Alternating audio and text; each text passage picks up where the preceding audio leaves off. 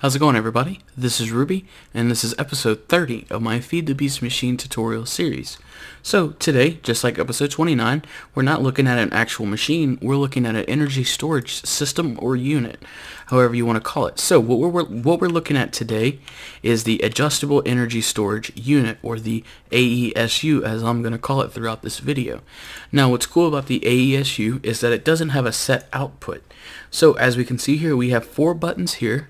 Now it kind of depends on your texture pack. I've seen this before as plus signs and minus signs, and the top one will always be the larger one. So you can see that I have plus 64, which will raise the output by 64 EU per tick. There's a plus 1, minus 1, and then minus 64. So you can just set this to whatever your machine needs or whatever you want to output into your storage system or storage unit, whatever you're outputting to. It also has 2 charging places for your armor. Now, a quick note, since you can actually adjust this, is if you're adjusting your EU or getting it up to whatever your machine needs, now since it does 64 EU per tick jumps, sometimes you will pass up the certain EU that you need, like 512. You won't hit that on your way up to 512. You'll go past 512 and you could potentially blow up your machine.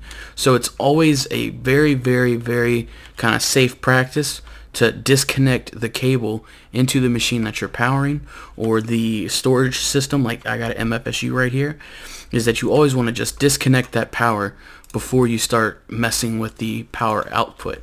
So if we go ahead and look at the crafting recipe, you can see that it's 8 Lapatronic energy orbs and then a GregTech computer cube.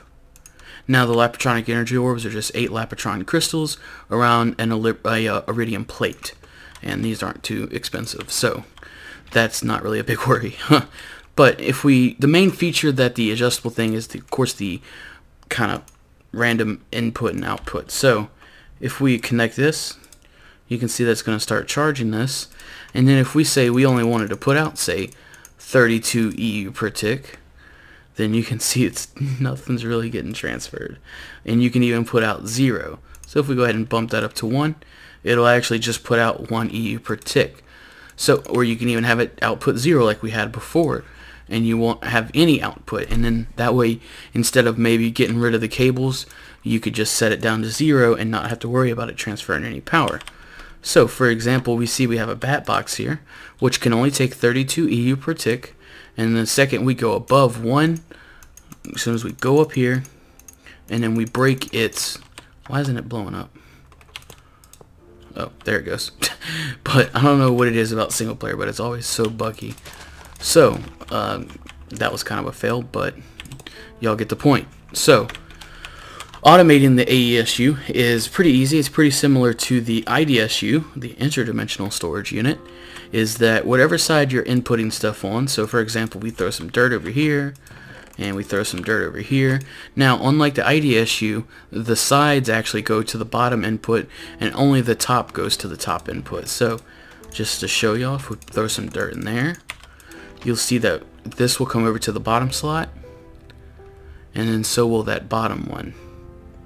As we can see there, it went up to 3. So if we switch these around, you can see that it's actually going to output them. So this is how you would set up a interpouch charging system, for example. And of course, nothing changes at the bottom. It'll just come into the bottom, and you can output on the bottom.